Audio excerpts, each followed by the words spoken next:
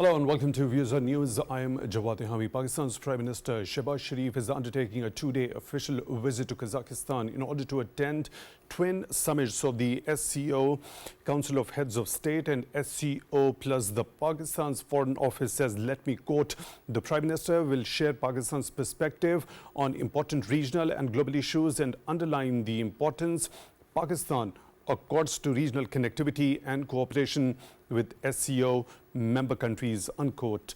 Now, 16 world leaders are expected to participate in SCO summit, which is titled as Strengthening Multilateral Dialogue, Striving Towards Sustainable Peace and Prosperity.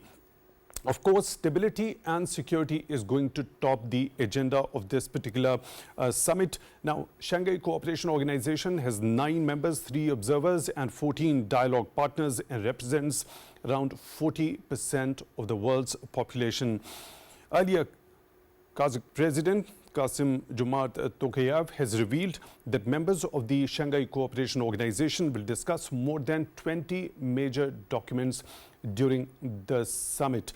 Let me quickly bring in our panel of guests who are joining us in the studio. Mr. Saeed Khalid is former ambassador.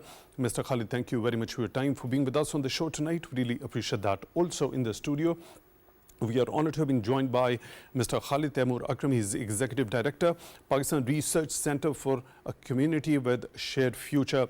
Mr. Akram, thank you very much for your time, also for being with us on the show tonight. Really appreciate that. Let me begin with you, Mr. Khalid. Now, Shanghai Cooperation Organization, a multilateral forum. As we see around us, the dynamics around the world changing very rapidly, and we've also seen the regional cooperation as manifested by other multilateral fora in other regions of the world. Where does Shanghai Cooperation Organization with its spirit stand at this point in history? Thank you very much. I think it started, let's say, modestly, and the reason was the security challenges in the region, which were at that time mostly centered around Afghanistan, because the Americans, they had managed to set up a joint force with other NATO members, which had a mandate of the United Nations. It was called International Security Assistance Force, or ISAF, and the Americans took that umbrella for the military operations in Afghanistan.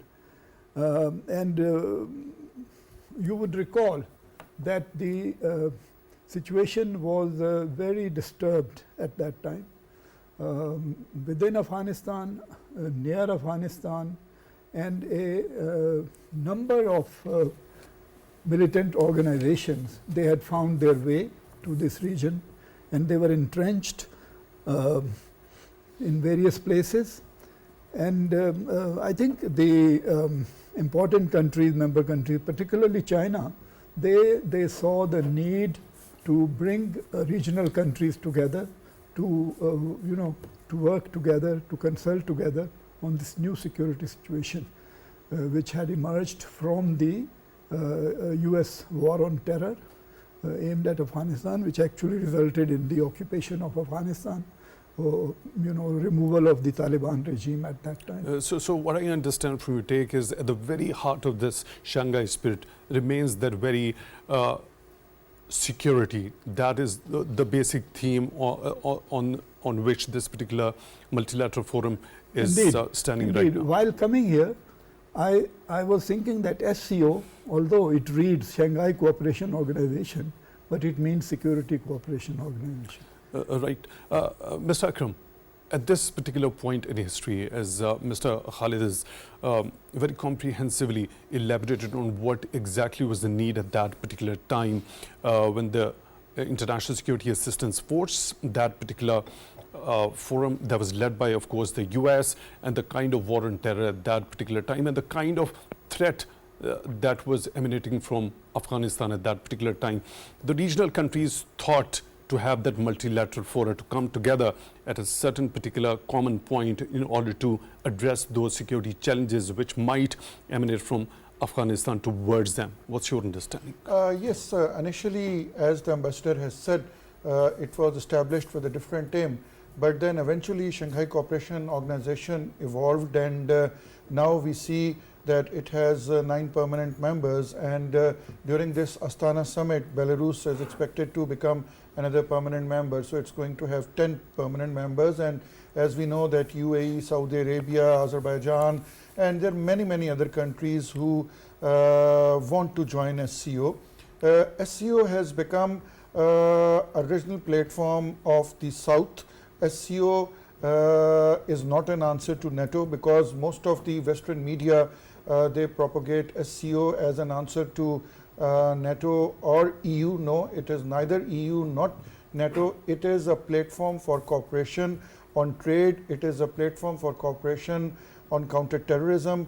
We have the RATS headquarters, the Regional Anti-Terrorism Structure headquarters in Tashkent. We have the SCO countries are now looking beyond military cooperation and counter-terrorism cooperation. They are talking about single customs regime. They are talking about bringing in SCO bank in future. They are talking about developing a mechanism so that the SCO countries, which most of them right now are connected through land route, can have more and more trade connectivity among themselves.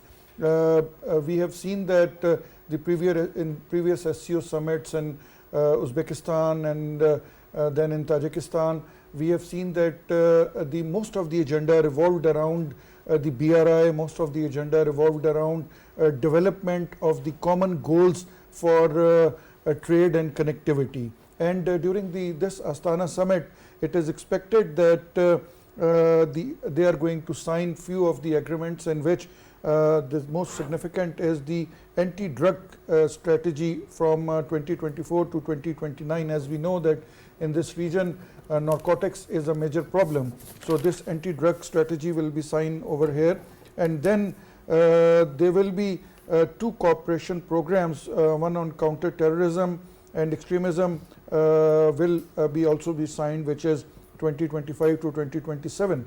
So along with that, the leaders are expected to not only talk about the regional cooperation, but they are also going to talk about the regional security cooperation. As we know that the impact of the Russian-Ukraine war is already in the region, but we have seen that SCO has taken a very firm stand that let the problems of the region be solved within the region. Within the region. So how important is that particular thing, and what kind of a message does it send to the Western world when the SCO members think of resolving the issues within the region is concerned? Yes, this is very important. We have seen China has already opened up the Afghan embassy in Beijing, and many of the regional countries are talking to the Afghans, and now the regional countries do understand this thing, that the Afghan issue is now a regional issue and it has to be resolved within the region. So the regional countries, they are getting together, especially the fight against Daesh, the fight against even Tehrik-e-Taliban Pakistan, TTP is also, Pakistan has been telling Afghanistan and the regional countries that we need to devise a common strategy to fight against terrorism and to enhance the trade among the countries. There is a very clear message to the West that one, China and the Eurasian countries, the regional countries are, they want to enhance their trade among themselves. We have already seen that Pakistan's trade with Kazakhstan, with Azerbaijan, with Uzbekistan, with Tajikistan, it has already started through Afghanistan. And similarly, on the counter-terrorism end, a clear message has been given to the West that let the region to decide its future course of action. So when you talk of those voices coming that try to equate SCO with NATO or the European Union, and you very categorically said it's neither the EU nor the NATO. So NATO basically a military alliance, and the EU, we've seen the trade cooperation also in that particular multilateral fora. What makes you say so that it's neither NATO nor yes, the EU? because it's not NATO, because if we see that why NATO was established basically established to curtail the Soviet Union of that time.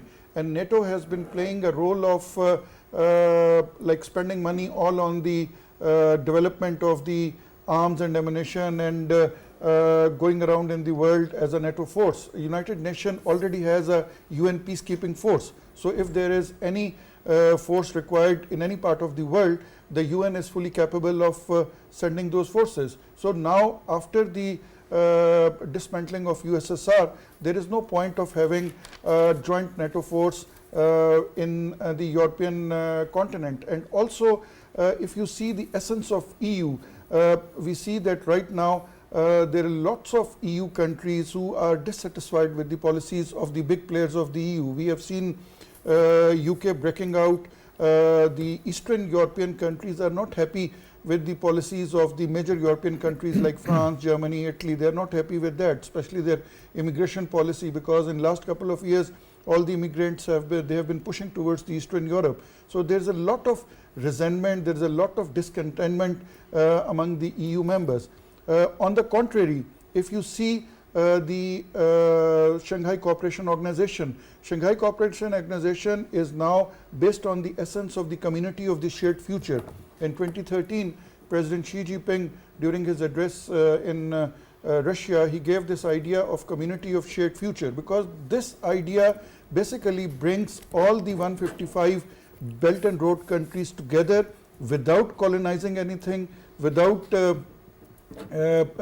making China as a colonizer, because the Western media has been propagating against China that maybe China wants to colonize the world through BRI. But we have seen in last couple of years, especially last 10 years of BRI, that China has been helping the countries. China has spent $1 trillion US just for the trade, for making the road and rail infrastructure all over the world. So 155 countries and all the SCO countries are part of this Belt and Road Initiative. So this SCO, I see SCO tomorrow as an answer to not only the regional trade, but trade amongst the BRI countries, the expansion of the SCO countries, which is happening right now. That's exactly the point. I'll come back to you, take a deeper understanding regarding that. You already mentioned 155 Belt and Road Initiative countries, and the number of members that we have seen in Shanghai Cooperation Organization that continues to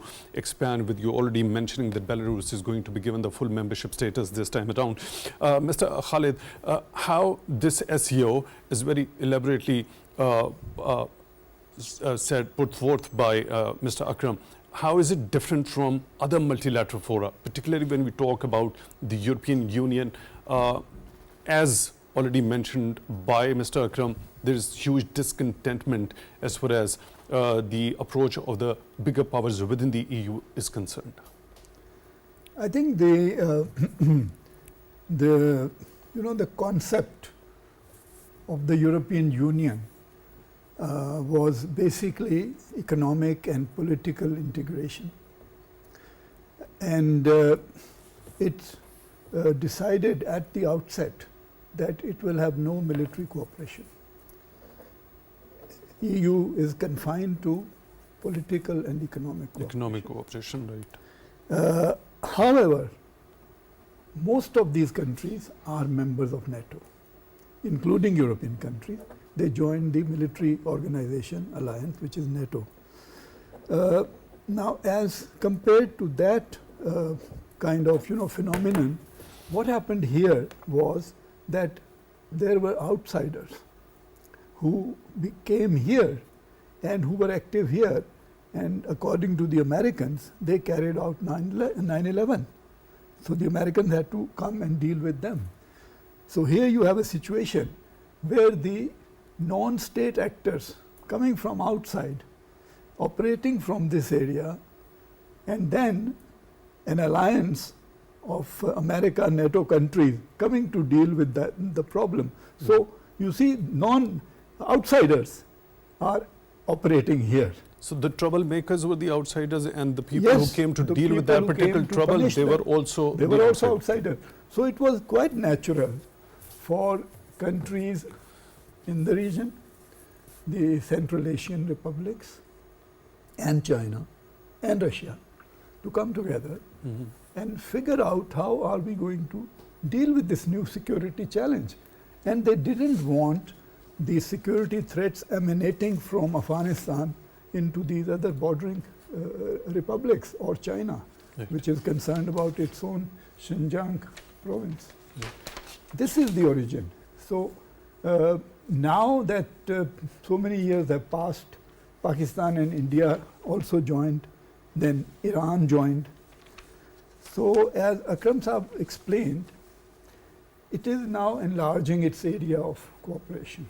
Started with security, and now add-ons are coming, so that economic factors, economic aspect, trade aspects, other aspects, information sharing, cyber crime, for example, digital cooperation, all these areas have now been. So specifically talking about that particular threat of terrorism emanating from Afghanistan, post-international invasion into Afghanistan to deal with that particular trouble, how since its origin SCO has evolved and been able to address that particular threat emanating from Afghanistan until now? First of all, I think it was maybe, I mean, in my understanding, it was a relief for the SCO countries that NATO and America had pulled out. And the final pullout was in, I think, 2021. In other words, a very big foreign presence in the region, in Afghanistan particularly, it had come to an end. Now, how to integrate Afghanistan, as we heard, that is another challenge, because everyone doesn't agree on how things are there or how things are developing. And the idea of non-state actors not being controlled by the Afghan state of the moment, that is also a concern, particularly for Pakistan, but it can be concern for other countries also, because there are other organizations mentioned, you mentioned, which are present in the region. Mm-hmm. Therefore, I think the member countries decided that we meet every year at the summit level and review cooperation, upgrade our various mechanisms, and carry on, but also in other areas. However, the 4 areas, the core areas, terrorism, extremism, separatism, and cybercrime. These are the 4 core areas concerning security. Right, Mr. Akram, you already mentioned in your take that a number of important strategies are going to be deliberated upon. Anti-drug strategy, you also talked about counter-terrorism and extremism strategy. When we talk about the situation in Afghanistan currently, especially post-international troops withdrawal back in 2021, we've seen a resurgence of terrorism here in Pakistan. There has been a concern that has been expressed by other regional countries, including China, Russia, as well as Iran, towards inability of the interim Afghan de facto authorities of not having done any concrete action against the militant or terrorist organizations which are operating from there. At this particular forum, what could be that particular counter-terrorism strategy that could be deliberated upon and implemented so that that particular threat of terrorism could be addressed in the immediate terms? Yes, this is quite interesting thing to know, because if you see post the pre-15th August events, whether Taliban or the terrorist organizations in Afghanistan, they were all together on single point agenda, that was to push out the foreign forces. And after 15th August 2021, there was a clear divide between the Taliban and the terrorist organizations. And initially, if you see the statements of the Taliban government, they had repeatedly been saying that the Afghan soil will not be used against any country around the world, including Pakistan.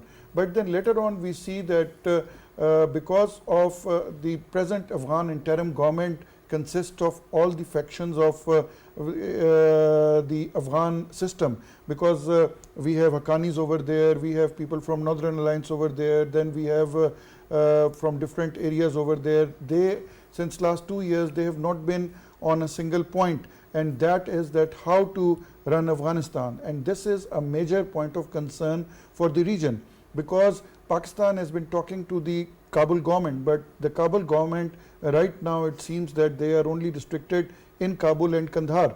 In the border areas they practically have no control.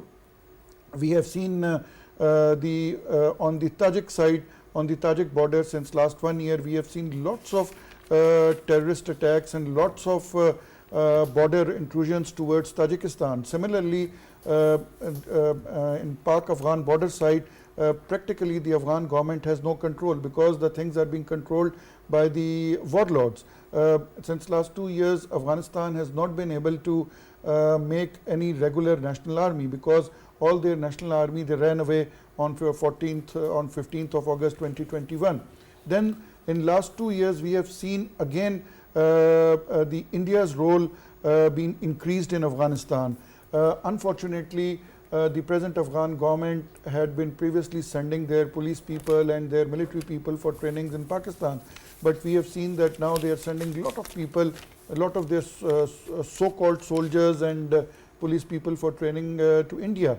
And we have seen that they have not been able to control TTP, they have not been able to control Daesh, they have not been able to control in fact any kind of terrorist organization. But at the same time, they are very much into the transit trade. If you see the UN statistics, just first 6 months of their coming to power from 15th of August 2021 to 31st December 2021, their transit trade revenue was over $1 billion US. And right now they are encouraging lot of transit trade. Even Pakistan is doing transit trade with through Afghanistan to Uzbekistan, and the trucks are even going till Kazakhistan and to Tajikistan also. But at the same time, the present Afghan government, it seems that they have no control over these organizations, and secondly, they do not have the will to do any kind of action. Pakistan has been repeatedly requesting them to take actions against TTP. Recently, Pakistan government has given them clear-cut evidence that in the Dasu attacks, people had come from Afghanistan, they were Afghan national, they attacked over there, but we have seen that either they are incapable, their inability shows that they do not have any control in outside Kabul. Outside Kabul. So that incapacity or inability not to have that particular control over the militant outfits who are operating within the border regions, and they just have the control within Kabul and Kandahar, as you already mentioned. So at this particular forum, being the observer of this Shanghai Cooperation Organization, is there any mechanism now, this consortium of so many regional powers sitting together, is there any chance that they can collectively voice that particular concern towards the de facto authorities in Afghanistan? Look, if you have that incapacity or inability, we are here to cooperate with you to enhance your capacity in order to deal with that threat emanating from Afghan soil. Could that be the option? Yes, I think that process has already started, because fortunately all the neighboring countries of Afghanistan, whether it be Iran, Pakistan, Tajikistan, Uzbekistan, they all are part of Shanghai Cooperation Organization, and China has been repeatedly spearheading this effort that Afghan government should sit together with the neighboring countries, and they should devise a strategy for containing the terrorist elements. But unfortunately, up till now, the response of the Afghan government has been very, very slow, and they have not been showing any kind of will. But I think that during this SCO conference, the member states are going to push Afghanistan that if they want to have trade, if they want to have a railway line which is going to be coming from Tashkent via Mazar-e-Sharif to Peshawar, if they want to if they want the neighboring countries to accept them, to accept their government, they need to cooperate with their neighboring countries. They need to put action on these terrorist organizations, and above all, they need to give a clear-cut message to these terrorist organizations. Look, there is no place for them in Afghanistan. But till that time, I am afraid that the neighboring countries will also not enhance their trade cooperation with Afghanistan, because the traders, because the businessmen are very much afraid for going in Afghanistan. To the detriment of the people in Afghanistan? Is that how the equation is going to be? Yes, and I personally think that China and Russia they are going to play a greater role in Afghanistan in days to come, because we have seen even Kazakhstan very recently they welcomed a delegation of Taliban government, and they had they had amended their list of the terrorist organizations, and now in most of the Central Asian countries and China, Taliban are no more banned organization, and they have practically accepted them as a government. Saudi Arabia is thinking of opening their embassy again in Afghanistan, and I feel that during this Astana summit there will be a very clear message to the Afghan government that they have to cooperate with the regional countries if they want to be partner in prosperity, if they want to be partners in development. And this is what our Prime Minister has been saying to the Taliban government, even yesterday in Astana also, and even today in yesterday in Dushanbe also, and today in Astana also. Right. Mr. Khalid, what could be the contours of that diplomacy that could prove to be effective in order to impress upon the interim Afghan authorities to fulfill their international obligation, especially towards the regional countries, to stop those militant outfits and terrorist organizations from carrying out terrorism from Afghanistan soil? To be honest, I am not optimistic about this. Afghanistan is not a normal state, and we don't know how long it will take to become a more normal, if not fully normal, but a more normal state. We go back a little bit. The Soviet occupation lasted 10 years. The Second War on Terror and the American occupation intervention, NATO, with NATO countries, it lasted 20 years. So when you think of these time frames, one lasted 10 years, the second lasted 20 years, and the situation is not settled. And what kind of control they have, we don't know. It is a country which thrives on smuggling. We could not allow that endlessly. A country which has millions of its people in two neighboring countries, Iran and Pakistan, both could not allow that to continue. And both have, carried out repatriation operations. I think I read that Pakistan is starting a second stage of these repatriations. These give you an indication of the situation on the ground. So I think we have to be patient, and I'm sure the leaders know it more than we sitting here, that this is a real great challenge. How to go about it, how much control the present emirate has of territory, how much resources it has, how much willpower it has, what is their future, plan. All these things have to be factored in. Okay, so when we talk about Pakistan and India becoming the members of the Shanghai Cooperation Organization, the Foreign Office says the Prime Minister will share Pakistan's perspective on important regional and global issues, underline the importance Pakistan accords to the regional connectivity and cooperation with SCO member countries. Where do you see Pakistan's role as a full member of the Shanghai Cooperation Organization? What can Pakistan offer to this particular multilateral fora? And given the fact that Pakistan has that very understanding and the importance it attaches to regional connectivity and towards the member countries of SCO, where do you see India's role? As already mentioned, when we talk about the Afghan peace and reconciliation process was underway at that particular time, India happened to be the peace spoiler at that particular time. Now, when it comes to the situation in Afghanistan, there are questions and voices raised as to the role of Indian side over there as well. So where do you see that?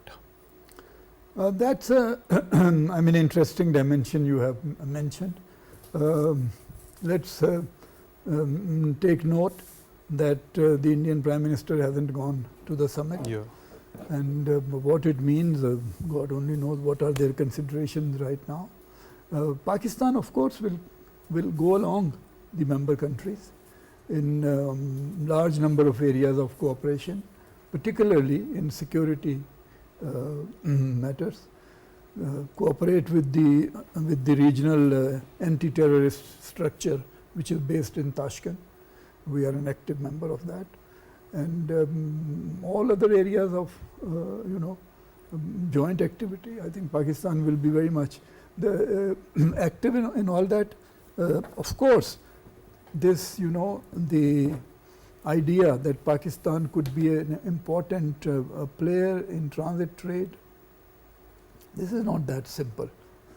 The terrain between Pakistan, Afghanistan, Uzbekistan, Tajikistan, Kyrgyzstan, I mean, it's all mostly mountainous areas. I know there are some courageous people who are sending these goods either from Pakistan or imported via Pakistan to these countries. But I think still it is at a modest level. So you already mentioned about this phenomenon of smuggling. So the goods are being transported through that particular process, yes, right? So that's pretty much doable. That is. So when it comes to trade, the regular trade. I mean, I was referring why is to that Pakistan, difficult? Because Afghanistan of the border. Right. But now I'm mentioning the larger projects passing through Afghanistan, but going up to Uzbekistan. Trans-Afghanistan, right? Yes. Okay, so Mr. Akram, role of Pakistan being the full member of the SCO as compared to India's role as the full member of the SCO, as already mentioned, that Indian head of the state is not there. It is being represented by the Minister of External Affairs there now, this time Well, around. this is a very interesting phenomena, because last year during the G7 meeting, India has announced spice route as parallel to Belt and Road Initiative. We know India's role in SAARC. India has been downplaying SAARC, and practically India has made SAARC as a dead horse. India is, although India became a full member of SAARC along with Pakistan, with SCO, along with Pakistan in 2017, but ever since then we have seen that the Indians have left no stone unturned in trying to making SCO as a redundant organization, but they do not realize this thing, that SCO is not SAARC, and India is not sitting on the driving force of SCO. On main driving force is the China and then Russia. So whether India is there or not there, they are going to be sufferers, because it is a major regional organization. Last year we have seen India downplaying SCO. They organized G7, they organized G20, but last year in July they opted to have the SAARC, the SCO head of the state conference online, which was a clear message that they are siding with the West, they are sitting on their boat, and they will leave no stone unturned to downplay SCO. And the major indication coming from Indian side was on July 4, 2023, once they organized the SCO head of the state conference online, which was very strange to China, which was very strange to all the member countries. And this year we have seen that although Mr. Modi is now elected PM for the third time, but he opted to stay out. Again, this is a clear message to the West, this is a clear message to them that India would not be playing an active role in the SCO. But India does not realize one thing, that SCO cannot be compared with SAARC, and SCO will flourish, SCO will expand to maybe in next 10 years you would find all Belt and Road countries becoming part of the SCO framework. So this thing is very clear that India has taken its sides. They are even not part of the Belt and Road Initiative. They have announced their own spice route, which God knows that when they are going to make it, who's going to give money, because all the countries who are in the spice route, none of them has pledged any money to India, and India does not have that kind of money that they would bring, that they would make so much of the route. Right. So you already talked about the message they're trying to send to the West, the Indians, by this particular approach towards the SCO. So what sort of message should be taken by the SCO member states? I think SCO member states should not bother about India actively participating in this or not, because right now, even if India does not participate in the platform actively, even then with the expansion of SCO, more than 40% of the world is already there in the SCO, and which is likely to be expanded to almost 60-70% of the world in days and years to come. But India should realize one thing, that this is a regional framework, this is a regional platform for trade, and because tomorrow the SCO trade regime will have many benefits for the member countries. So if India opts out of that, the India's trade with the regional countries will suffer. It will because the SCO platform provides a win-win situation to the member countries. But if India decides to opt out of it or to stay quiet on it, then India's trade with the regional countries in times to come is expected to suffer. Right. How do you analyze Pakistan's commitment to the Shanghai spirit as compared to India's approach? Yes, Pakistan is fully committed to Shanghai Cooperation Organization, and this year Pakistan is going to attain the chairmanship of the head of the state, head of the governments, and hopefully by the end of this year Pakistan is going to chair many important meetings of the SCO, and the Pakistan is going to be the next year Pakistan is going to be assume the chairmanship of the SCO, and I'm sure that under Pakistan's chairmanship of SCO, many new countries will join SCO. Pakistan is very strongly committed to SCO.